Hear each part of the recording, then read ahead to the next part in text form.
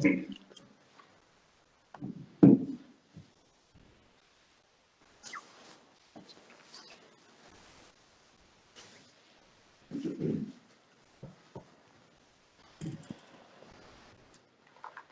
الله من قرأ الفاتحة.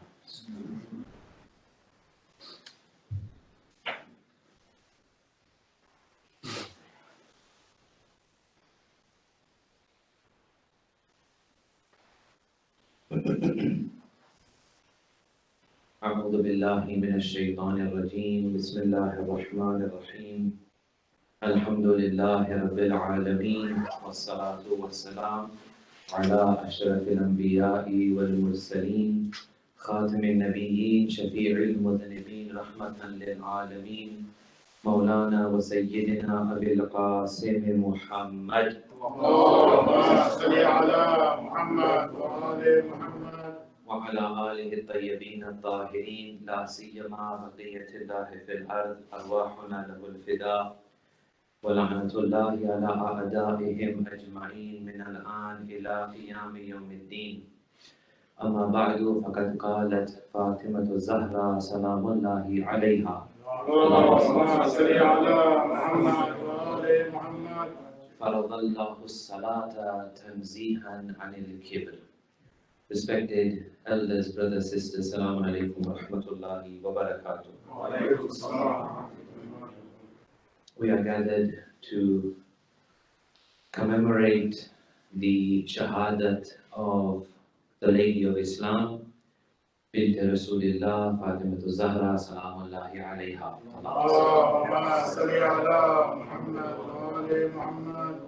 As I said yesterday, there are two riwayat regarding the date of martyrdom of Shahzadi al-Kaunayn. The first is 75 days after the Rihlat of Rasulullah. The second is 95 days after the Rihlat of Rasulullah. Typically, as a community, we commemorate the second one. Although in many places they commemorate the whole 75 to 95 days as Ayyam-e-Fatimiyya. But we, alhamdulillah, as per our custom and as per our ability, our capacity, we are commemorating this second riwayat. And this is very normal and very typical. Yesterday we discussed many things regarding our topic of these three lectures, which is how to improve our namaz. And the central point, if you remember, is that we said in namaz at the beginning stages, see, there are different types of namazes. Some people will pray just for the sake of standing in front of Allah, fulfilling an obligation, tick box exercise. As I said yesterday, those tick box exercises, they're better than nothing. Don't get me wrong. They're better than nothing. But they are not going to do anything for our spiritual elevation towards God. They don't do anything for our irfan, our ma'rifat of Allah. Allah may not be punishing us for those actions, but for sure it's not adding anything to our spiritual journey towards Allah subhanahu wa ta'ala. What we said yesterday was at the essence of namaz in the beginning stages, we have different stages of namaz. We have people who recite namaz out of the fear of Allah. It's a very good thing to recite out of the fear of Allah. We'll touch upon that today. That how respecting Allah subhanahu wa ta'ala can result in the fear of Allah. They cry, they tremble, they become pale in front of Allah subhanahu wa ta'ala. Some people recite for the love of Allah subhanahu wa ta'ala. How they look forward to namaz. How they count down the time, the minutes, the seconds, that when is going to be the next prayer that I can stand in front of my Lord. That is also wonderful. But the best of them all is when you combine these two together, fear and love together. The central point about the Islamic understanding of God is that there should be fear of God and there should be love of God. Both need to be there. Too much fear in a person of Allah subhanahu wa ta'ala will make you maybe lose hope in the mercy of God. Too much love of Allah subhanahu wa ta'ala will make you careless in your duties and you may not fulfill all of His commandments. Because you are saying to yourself, well, I have a very merciful Lord. Neither of these should be in the extreme. We have religions, we have sects.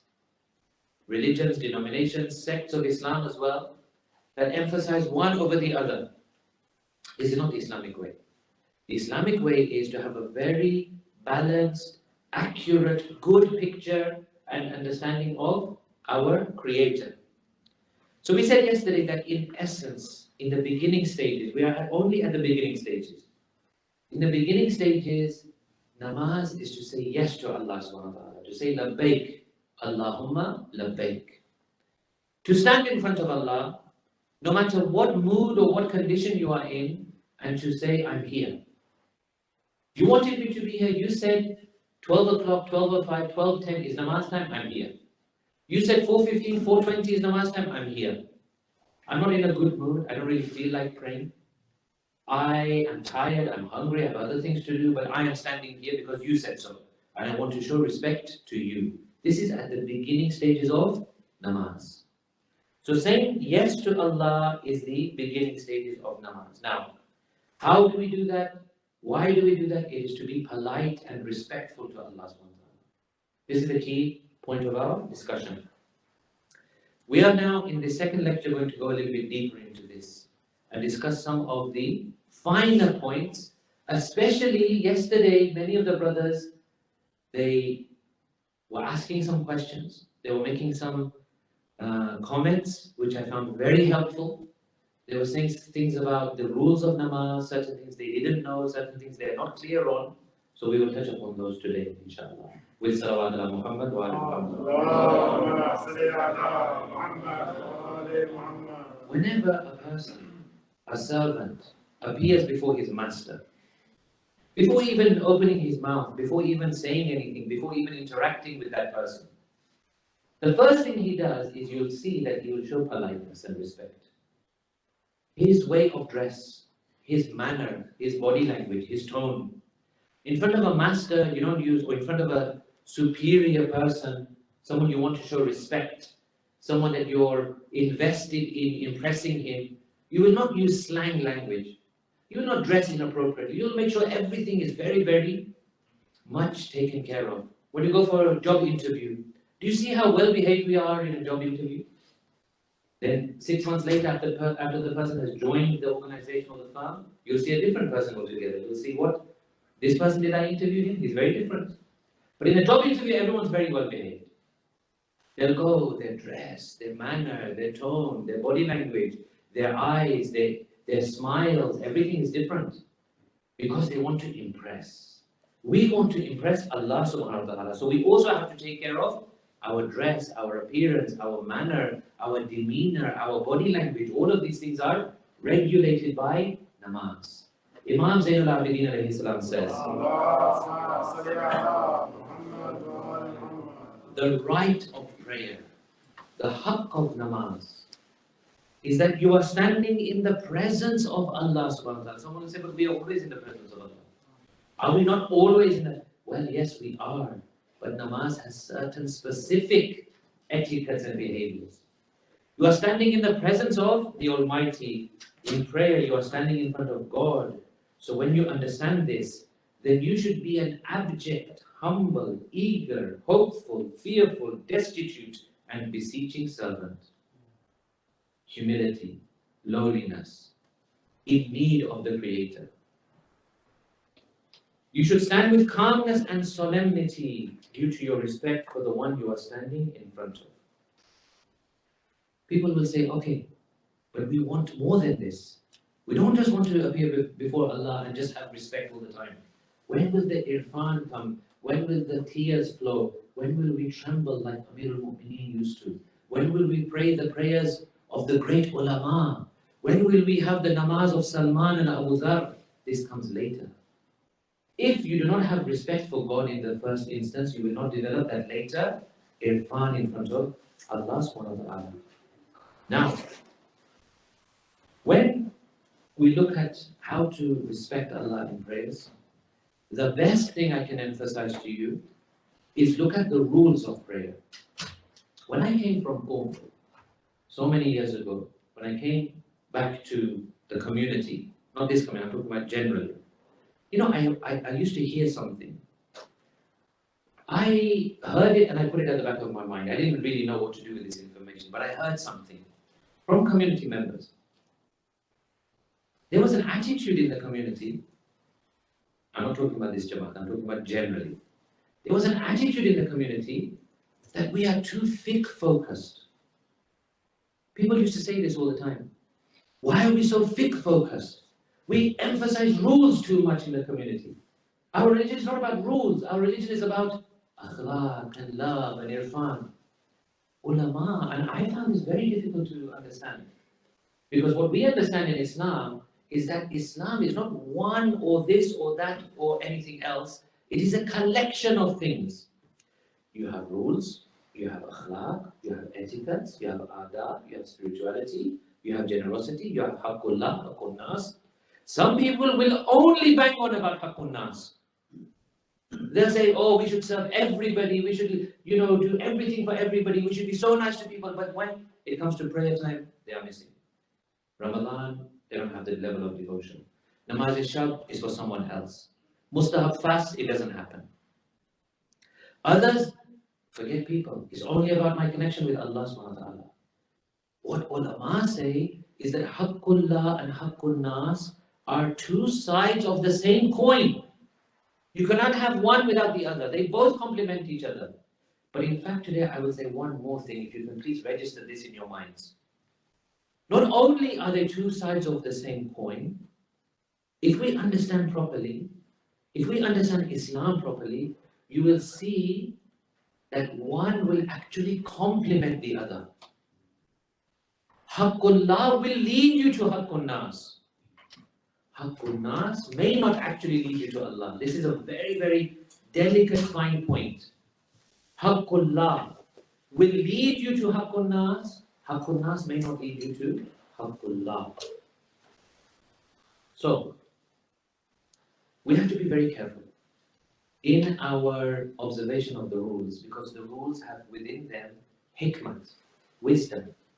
And the wisdoms of the rules are that we transform our acts of worship. If we look at the rules and the laws of Islam, the fiqh and the ahkam, if we look at them only as rules and tiring and something as a burden, then we will never progress. If we look at them now as building blocks, as foundations, as what we call charchub, frameworks within which we have to operate, then you'll see how liberating it is. So for example, you go in front of a big personality, someone you want to impress. Would you yawn in front of that personality?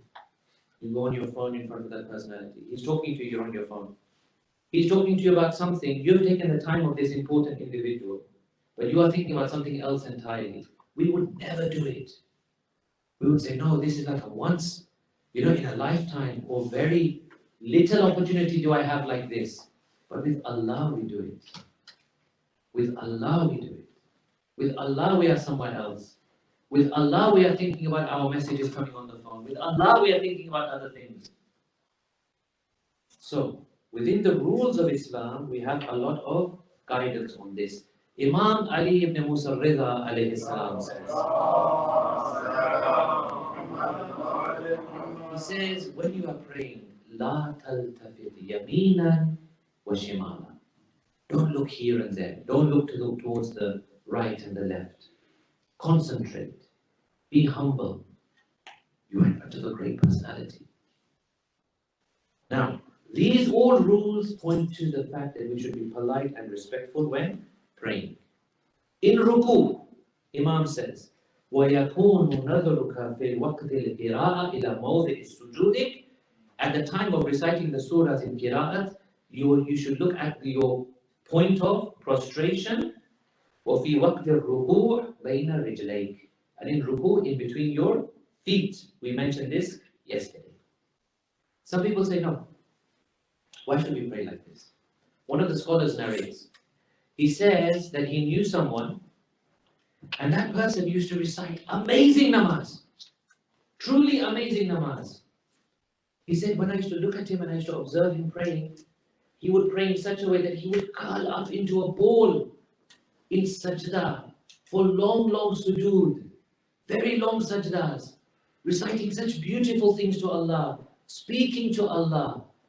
But then I noticed that as now you think in your mind, for example, when someone really is tight in sajda, like a ball almost, it's not possible then to put your two toes on the floor. A condition of sajda is that the big toes should rest on the floor.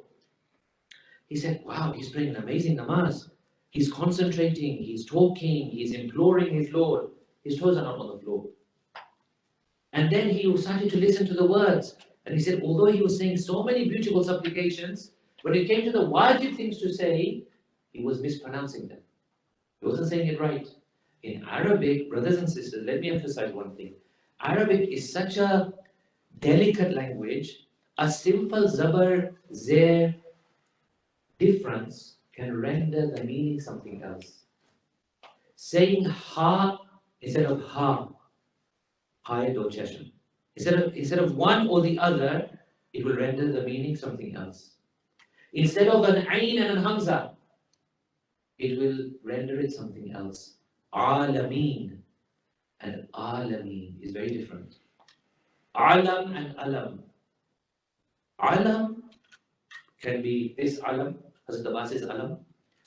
It can also mean a sign. Alam. In Arabic, alam means sign. But what if I say alam with hamza, with alif? It's not alif, it's hamza actually. What if I say alam? It means pain. Now imagine you say alameen and alameen. What a big difference you've done. So, the scholar was thinking, this man is praying a wonderful prayer. He is full of feeling and emotion and everything, but his toes are not touching the floor. His recitation is wrong in its pronunciation. He thought to himself, should I leave him as he is? We generally will leave people. We'll say, you know what, he's praying an amazing prayer. Who am I to judge? Yeah, the favorite phrase of today is, who am I to judge? Correct? Who am I to judge? He's praying a wonderful prayer. Let him, on his hal, let him go on his current situation. He said, should I tell him or not? He said, you know what, I should tell him. At the end of the day, this is a wrong prayer. So he said to him, he said, brother, you know, you pray a wonderful prayer.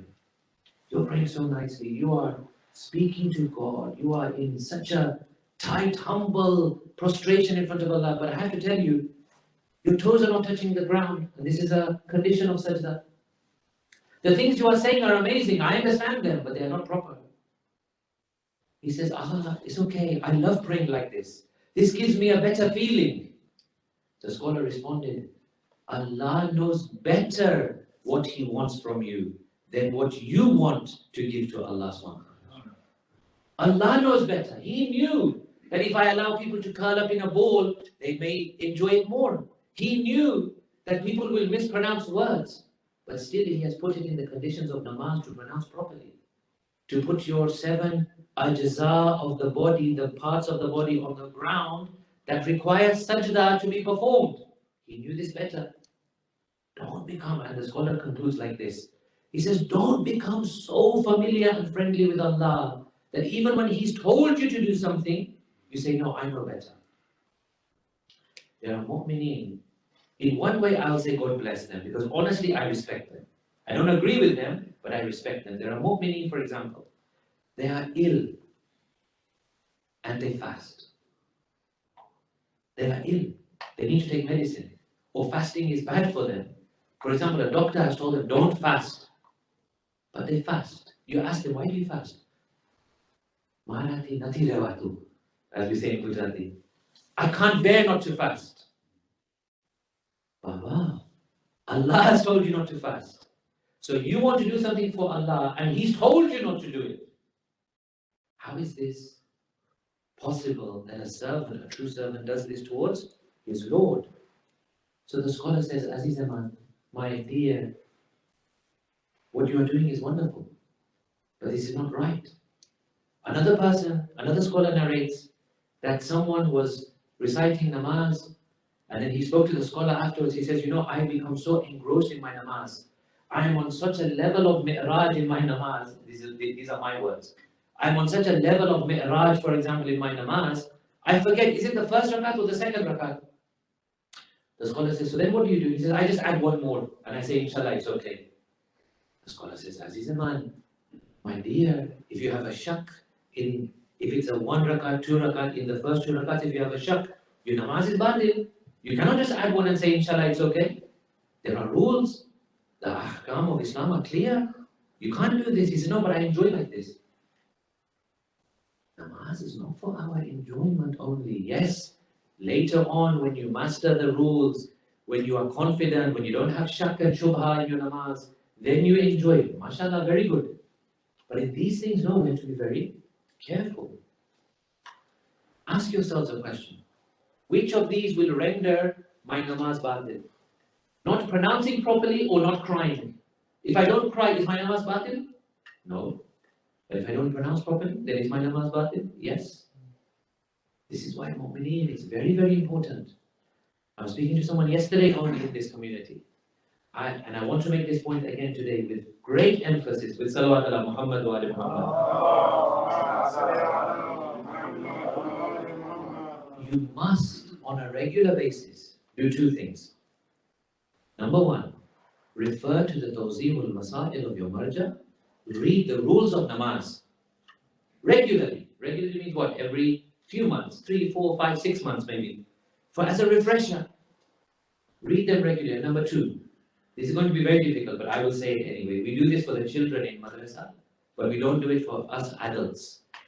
Get your namaz checked. Get someone to observe your wudu. Get someone to observe your prayer. Ask him, am I doing anything wrong? You will be amazed at how many bad habits creep into the adults. Forget the children. Children are still learning. Adults have learned and they forgot. But because we've forgotten, we don't realize that we've forgotten. Children at least know that they don't know. Adults need this constant reminder. So Allah is not our childhood friend, that we just take it so easy with him in namaz. He deserves respect. He deserves some honor and dignity that we show to him. Now, again, Imam Rida says, if you want to pray, don't get up lethargically for prayers. Don't pray while you are sleepy. Don't pray hastily. Pray with calmness and serenity. When you stand in front of your God, stand in front of him like a sinful servant whom his master may want to punish. Place your feet straight and firm. And he goes on, and there are lots of things in this. Don't crack your knuckles. Don't scratch yourself. Don't touch or fidget with your nose and clothes. When you're standing in prayer, always look at the place where you prostrate. Similarly, fifth Imam, he says, when you stand to prayer, don't fidget with your hands and your head and your beard. Don't yawn. You want Allah to say to the angels, look, my banda, my servant, he's bored of me. He's yawning in my presence. It's not respectful, is it? We wouldn't do that to any other person. He says, don't yawn. Don't try to remove your fatigue by stretching out your hands. Don't lean on one foot more than the other. Imagine now the level of the adab and the etiquette required in namaz. Don't lean more on one foot or the other. Now, Ahlul Bayt have said these things because this politeness and respect in front of Allah is very, very important. Now, a few ahkam. Now that we've reached this stage, I think it will be beneficial just to discuss a few of the ahkam related to namaz. Just a few rulings in each of the positions of namaz. Yesterday we had discussed mustahabbat. Today we'll discuss a few mustahabbat, but more wajibat. Now, takbiratul ihram is the first position. You stand, you do your niyat, and then you recite takbiratul ihram. During takbiratul ihram, it is compulsory for the body to be still. You shouldn't be moving, you shouldn't be rushing, you shouldn't be, fidgeting. It is compulsory in takbiratul ihram when you say that Allahu Akbar at the beginning, your body must be still. What about before takbir? There are many things now to discuss, but we don't have time to go into them in depth. But just a few I will touch upon. Number one is the wudu. Wudu is something that is so important. They emphasize this in the very beginning of Irfani practice. They say if you want to progress towards Allah, try and be in wudu as much as possible. Let's say we don't manage to do that and we have to do wudu before prayers. Okay, no problem. Wudu has its own etiquettes. There's one very important etiquette. You'll find this, you go online, you search, you'll find it. Otherwise, it is in the books of those Yul Masaib of Abbas Ismail, Hafazahullah. There are du'as to recite before each part of wudu. When you see the water, when you wash your hands in the beginning, when you rinse the mouth, rinse the nose, wash the face, right arm, left arm, mask of the head and the feet, each of them has its own dua. Very powerful, very wonderful dua. Why is that there? To get you in the frame of mind. At each stage, you are remembering something regarding Allah. For example, just one of them I will mention. At the time of washing the face, Allahumma bayyid wajhi. What a beautiful dua. Oh Allah, illuminate my face. Yawma taswaddu fihi al-wujuh. On the day when other faces will be unilluminated, when they will be blackened and darkened. Wala tusawwid wajhi. And oh Allah, do not make my face blackened. Yawma tabyadul wujuh. On the day when faces will be illuminated. Now, if you recite that, it will transport you into an otherworldly understanding of your deeds. Allahumma atini kitabi biyamini. In the right hand. Oh Allah, as I'm washing my right hand, I have a dua. What is the dua? Give me my book in my right hand on the day of judgment. Wal khulda fil jinani biyasari. When you give me my book in my right hand, show me heaven on my left side. These are the few du'as of Amirul Mu'minin. This dua is from Amirul Mu'minin, by the way. Then you come, you do the azan. Azan is very important. We don't have time. You do the iqamah. Azan usually we recite in congregation. It's also mustahab alone. Why? To emphasize that frame of mind in each and every individual. Now, raising the hands to the ears when saying takbir throughout the prayer. We have many Allahu Akbars in the prayer. Is it mustahab or wajib? It is mustahab. To raise the hands to the ears when saying takbir is mustahab, but it's very, very emphasized. Standing, qiyam. As we said yesterday, you should not stand very wide as some of our brothers do. It renders namaz batil. You should stand ideally with your feet apart, 3 fingers to a span. And women, feet together. This is the best way of standing. Again, in qiyam, when you're reciting zikr, you should be still. Now, it happens during namaz, we feel an itch, we feel something, sometimes our hand moves inadvertently sometimes. So then what? At that moment, you pause your zikr. For example, you scratch, then you continue. But whilst you are reciting something, in qiyam, you should not be moving, you should be still. One thing which I want to mention is very important, which I see time and again. In many Jamaats, people don't get this right. There are rules regarding recitation of the surahs. For men, at the moment men, Namaz-e-Fajr, Namaz-e-Maghrib, Namaz-e-Isha. Whether it's Imam-e-Jamaat reciting for everybody, or whether it's me and you alone at home, or in the office, or wherever we may be, whether it's Jamaat or Furada, Fajr, Maghrib, Isha, the surahs must be recited out loud, with voice. And in Zohar and Asr, they must be recited in a whisper, not silently. By the way, let me emphasize that as well. In namaz, nothing should be recited totally silently. You cannot just say, well, I have the words in my mind. No. You must be able to at least hear your own whisper. But in Fajr, Maghrib and Isha, the surahs must be recited loudly. In Zohar and Asr, they must be recited in a whisper, except Bismillahir Rahmanir Rahim.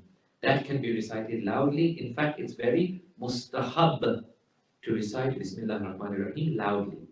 Now women, Look at the beauty of Islam, honestly. For women, they have the option. They don't have to recite loudly. If they do, it's better with one condition. What is that one condition? Now, look at the beauty of the hijab of Islam. If non-mahram is to hear the woman, it's better she recites it in a whisper. Look at the parda of Islam on women. And then, it takes me aback when some people say there's no such thing as hijab in Islam. How they say this, I do not know. Now, what about tajweed and makhraj? According to the marajim, the ulama, to recite in perfect tajweed with all the rules of elongation and these things is not necessary. But makhraj is necessary.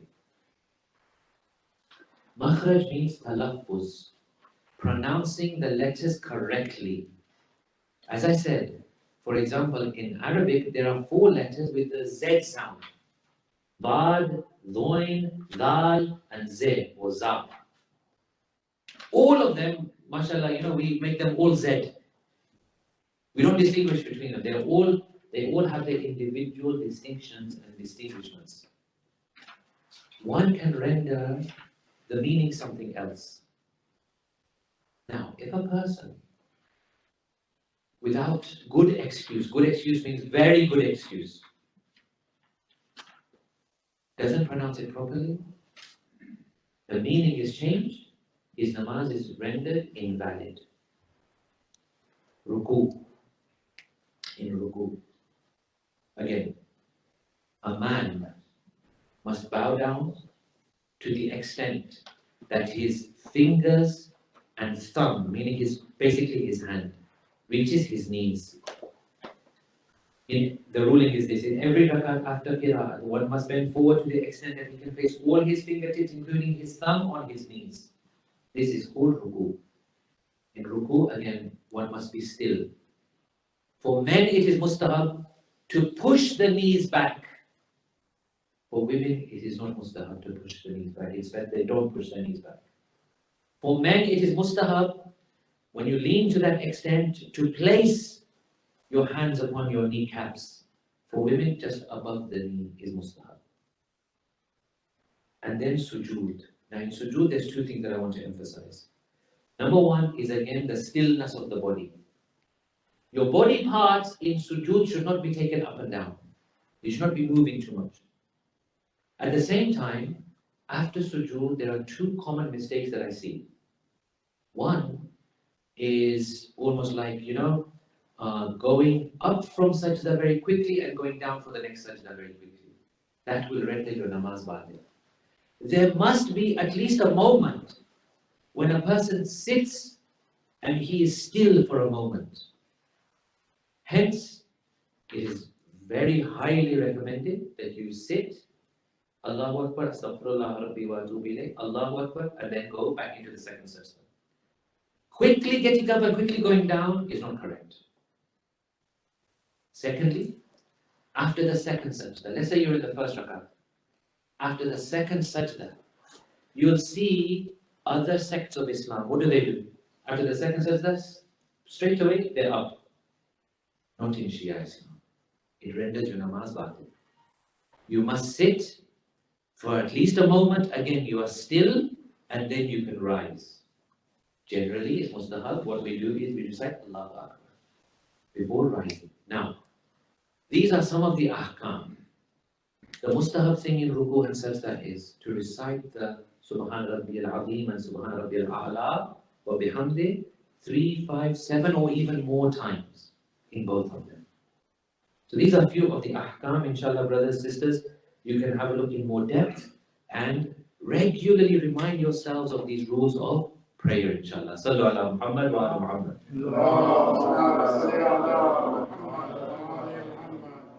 Oh, another part of the respect of namaz is to pray on time.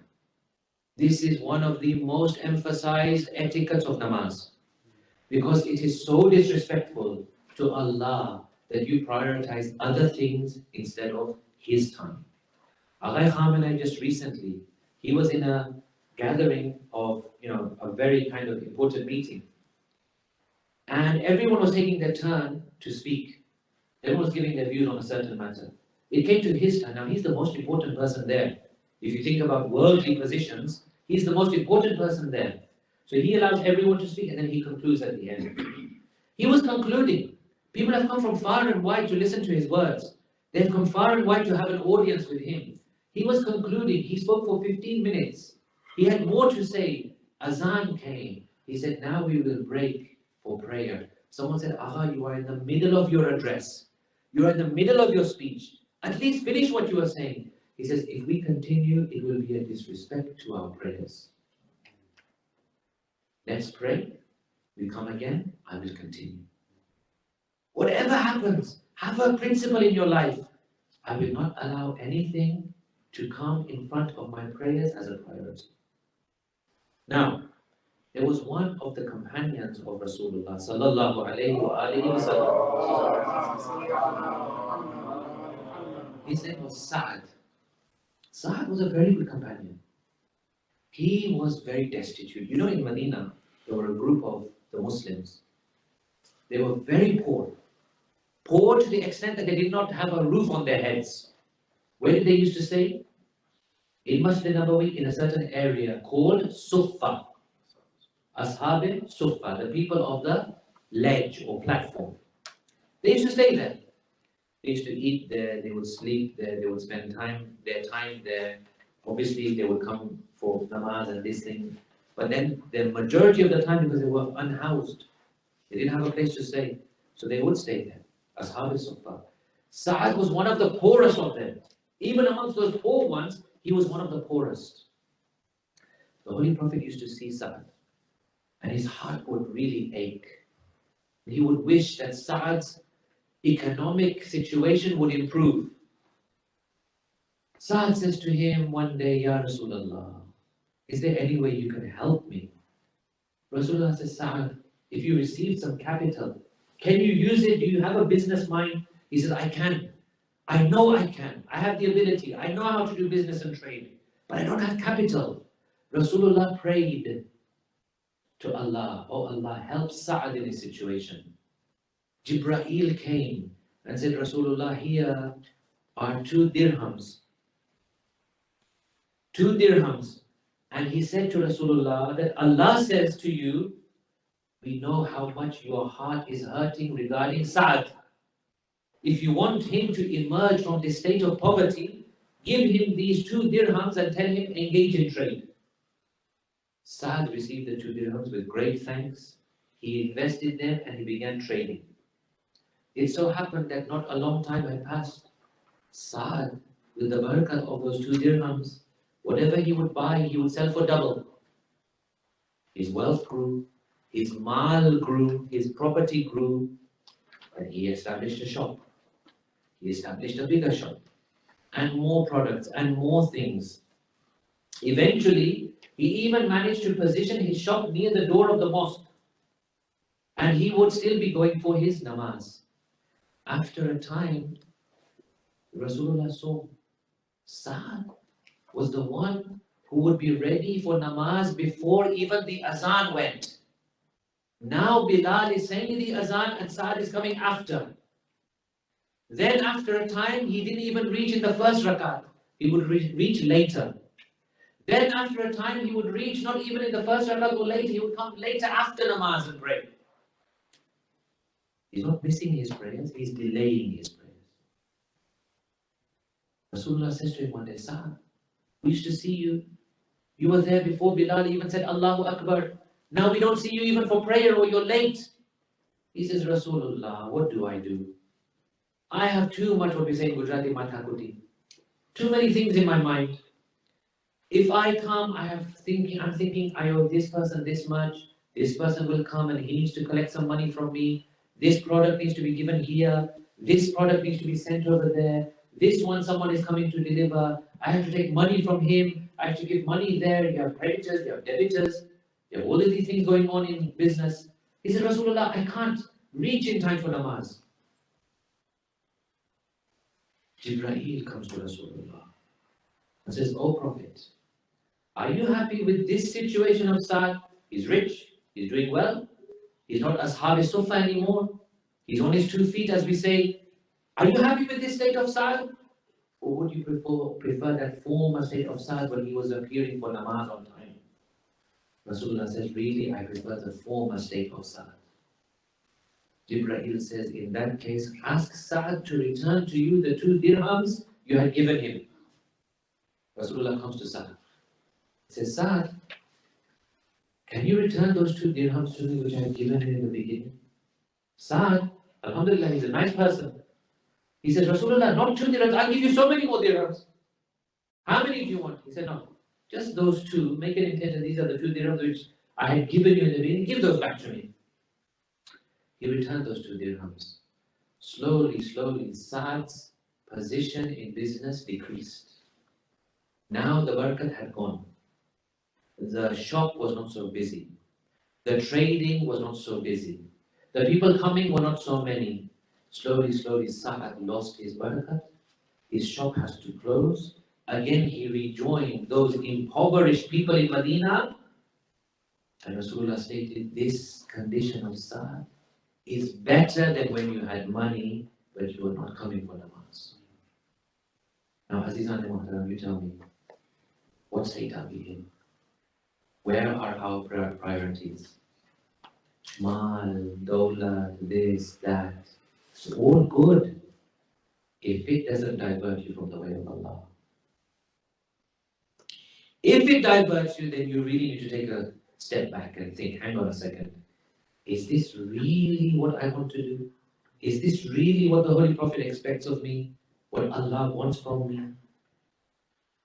So we have to be polite in front of Allah. One of the biggest politeness is to appear on time. Politeness. Let us slightly digress, inshallah, with Salawat ala Muhammad wa ala. As we said, politeness and the rules of Islam, they go both ways. They go with Allah and they go with the creation of Allah. Politeness in front of Allah. What about politeness to one another?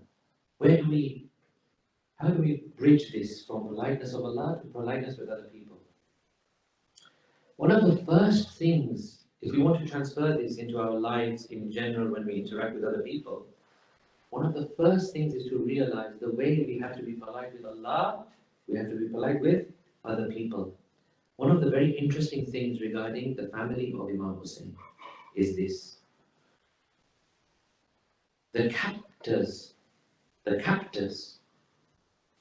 ones who had imprisoned and taken in shackles the Ahlul Bayt, they said something very interesting. They said, these children of Hussein are amazing. No matter how much we do to them, we starve them, we hit them, we shout at them. No matter how much we do to them, they are never rude to us. One of the best things a father can leave for the child is respect and politeness. Families today, we see a certain attitude in certain families where you can't say anything to anyone. I don't know, Amr bil Ma'ruf Nahi Munkar, where it's gone. I don't know if maybe Allah will say, well, in your time, you had so much pressure on Amr bil Ma'ruf and Nahi Munkar, people were not listening. I removed that obligation from you. Maybe we are in that situation, I don't know. But today, the attitude amongst, especially the younger generation is, I don't have to listen to anybody. Who are you to tell me? My teachers have no right on me, my parents have no right on me, no one has any right. I am my own self, I can make my own decisions. Husbands do not respect their wives, wives do not respect their husbands. Where is this politeness gone? The politeness which is required in front of Allah has to translate into also politeness with other people. Now, when we see, and people often they say this, and look at the politeness of other people compared to the Muslims. Muslims are not that polite as other people are polite. I'll give you a challenge. I'll tell you one thing. You're impressed with the politeness of other people because they are in a comfortable situation. put them into an uncomfortable situation. Let this country turn into a third world country, then we'll see how polite people are. It's not very long ago that we had extreme civil wars in this continent. And further back than that, we had 2 world wars. When did they start? In this continent only. And we talk about politeness. When people are in a difficult position, that's when to test them. Money in your pocket, comfort in your home, yes, you'll be very polite. No doubt. Then push comes to shove, and then we see how polite people are. This is what Islam trains us for. Islam doesn't necessarily always emphasize these things when you're comfortable. But the test comes when you're uncomfortable. Now, when we look at our families, there may be some remedies required. When we look at our madrasa, not this madrasa, I'm talking in general terms. Our madrasas in the world, maybe some changes are required. If children are coming out of madrasa rude to their parents, then believe me, something's not right. Then something is not right. If children are coming out of madrasa not praying on time, then something is not right. These 2 things have to go hand in hand. We have to be brave. I'm talking to the parents, and I myself am a parent. We have to be brave on one thing. We have to be brave to say to our children, you cannot do just whatever you want to do. You cannot have this attitude that I will do whatever I want and I will rebel the way I want against whomever I want. That is wrong. That is totally against Islamic teachings. When a person leads their life in this way, that I can say what I want to whomever I want, however I want, behave the way I want, that is not Islam. Look at the rights within Islam of the family members. Let's talk about that very quickly. Sallu ala Muhammad wa ala Muhammad.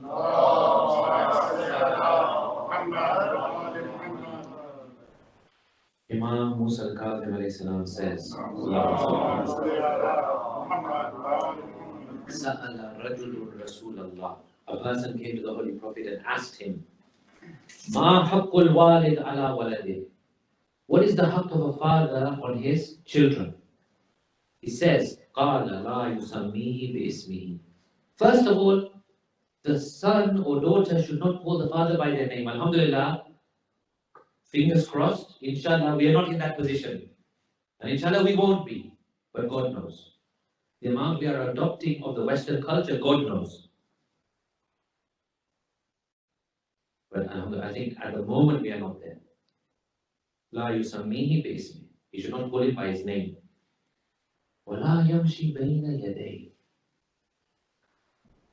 He should not walk in front of him. Rasulullah says, regarding the haqq of a father over the son should not walk in front of the father. Sure, if there's a danger ahead, Bismillah, beta, you go ahead first. But usually, son should not walk in front of father. وَلَا يَجْلِسُ قَبْلَهُ. He should not sit before the father sits. وَلَا يَسْتَسِبُّ لَهُ. Nor should he do something to bring bad repute on the father. Today you tell someone, don't do this, he'll give me a bad name. He'll say, what the hell? Who are you and who am I? We're 2 different people. So what if somebody, no, Rasulullah says, the Prophet says, don't do something to bring disgrace on your father. Because people will obviously, now they shouldn't, but they do, it's human nature. They'll say, what kind of son is this? What kind of tarbiyat have they given him? Now we can say all we want that people shouldn't do this. Yes, I know people shouldn't do this, but they do. And Rasulullah recognizes this. And he says, whether you like it or not, it will reflect on your father and mother. Don't do something that puts them into bad repute. Don't do something to give them a bad name. Look at what the 5th Imam says about the 4th Imam. He says, my father, meaning Imam Zain al-Abidin alayhi salatu wassalam, avoided eating with his mother from one dish. When I asked him why, he said, I am afraid I may take one morsel of food that my mother wanted to take at that same time. So I reserve my hand. I allow her to take first, then I take. To that extent, Islam, if you remove different parts of Islam, take away fiqh from Islam, take away this from Islam, then you will end up with an Islam which is very distorted. Put it all together, see how they complement one another, see how they connect to one another, then you will have extremely beautiful relationships of servant to Lord and servant to servant. But remove that and that will be lost. We pray to Allah with the wasila of Janab Zahra. Oh Allah, give us tawfiq, forgive us our sins, help us to perfect our prayers and our namaz. Oh Allah, accept our small ibadat. Oh Allah, grant us very soon the company of our beloved Imam Zamana, Ajjalallahu Ta'ala, Farajahu Sharif. Salawat.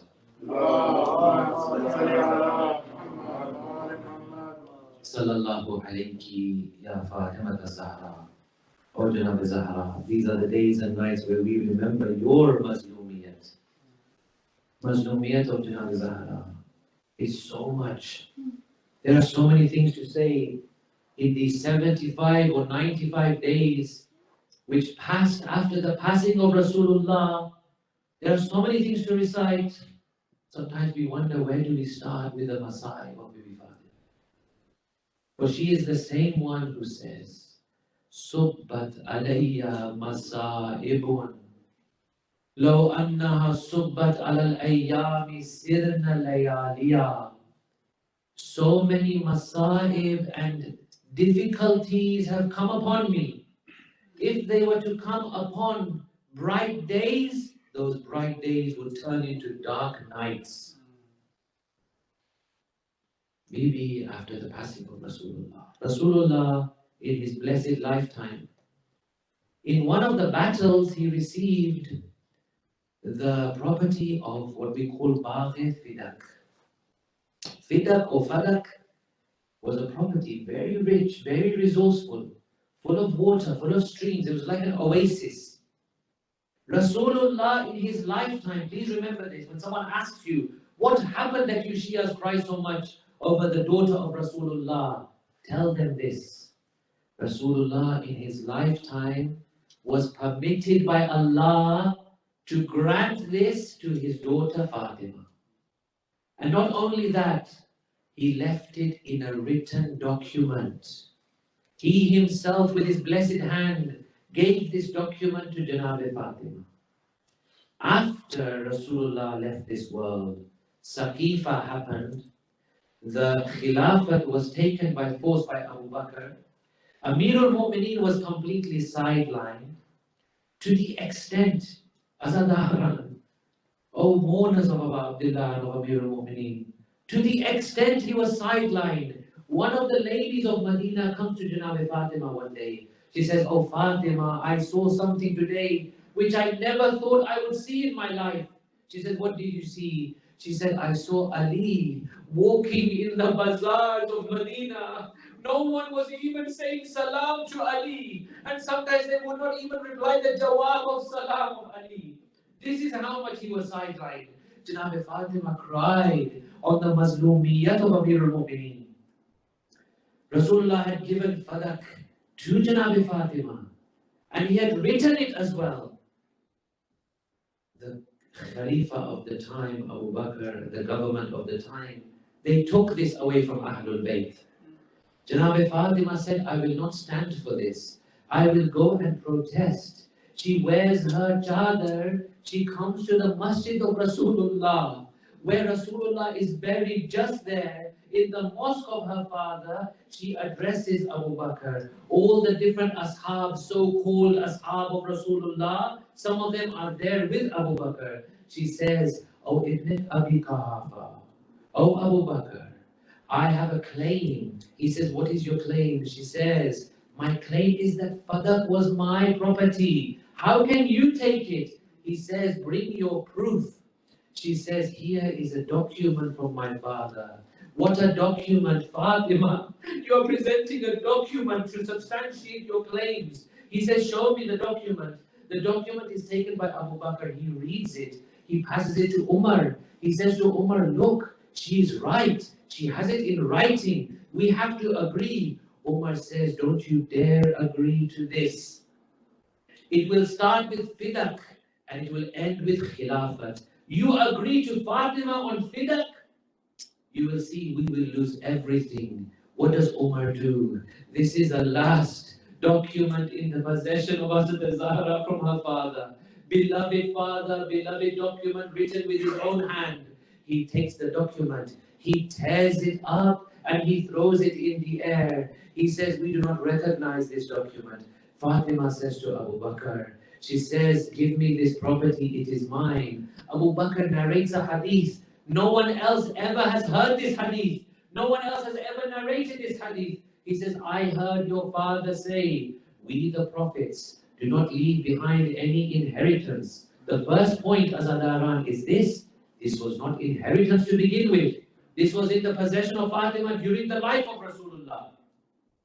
Then she says, okay, if that is your argument, then I will argue with you from the Holy Quran.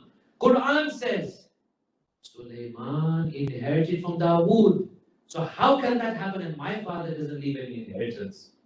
They said, we will not accept. Bring witnesses. She says, here are my witnesses. She puts forward Amirul Mu'mineen. She puts forward one of the ladies. They say, we will not accept these witnesses from you. They say, you must leave now. Fatima had to leave the darbar of Abu Bakr empty-handed. Do you know how broken-hearted she was? She says, Fidda, come, help me to walk. I cannot lift my feet. They say the feet of Fatima could not even lift. She was that hurt.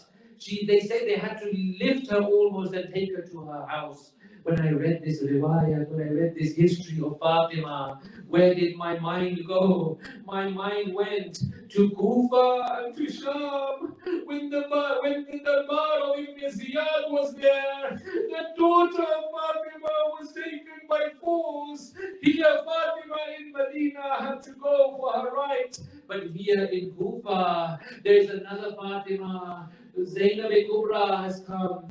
She is shackled. They have pulled away the chadars from the ladies. They are presented in front of Ibn Ziyad. But maybe even more painful than that was the entry into Sham. When the entry into Sham happened, do you know Yazid made them wait for so long?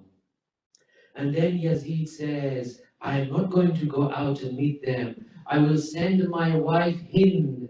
Hind was the mother of the wife of Yazid, but Hind had an interesting history. The history of this wife of Yazid was this. She had spent time as a kaniz and a maid in the house of Amirul Mu'mineen. When she came in front of the captives of Imam Hussein, she looked at them and she said, the king is coming. He has sent me first of all to meet you. Tell me, who are you? At that moment, Zainab and Kulthum, they looked at one another. Kulthum says, Zainab, do you see who it is? This is our sister Hind. She was in our home for a time. Zainab says, yes, I recognize her. Hind says, who are you? Where have you come from? They said, we are the people of Medina. Hind sits down on the floor. She says, I have so much respect for the people of Medina. I used to live in Medina, in one of the families of Medina. They say, Hind, which family did you belong to? She said, I served in the house of Ali ibn Abi Talib. They said, Hind, do you remember anyone from the house of Ali? She said, yes. I do remember. I remember there was one person. He was so kind. He was so much like Rasulullah. His name was Hussein. And I remember he had a sister. And her name was Zainab. Zainab said, Hind, look at the time we are in. You did not recognize me. I am the very same Zainab. And you used to live in our house. She said, Bibi, this is not possible. Where is your Hussein? She says, look at the spears that have been brought. Do you see that head over there? That is Hussein. And then Hind asked one more question. This will break the hearts. She said, no, it cannot be Hussein. He had a brother who always protected him. The brother's name was Abbas. is Hussein? Where is Abbas? Zainab says, look at that spear. There is the head of Abu Fazl Abbas. الله يقوم الظالمين وسيعلم الذين ظلموا أي ينقلبون مات من حسين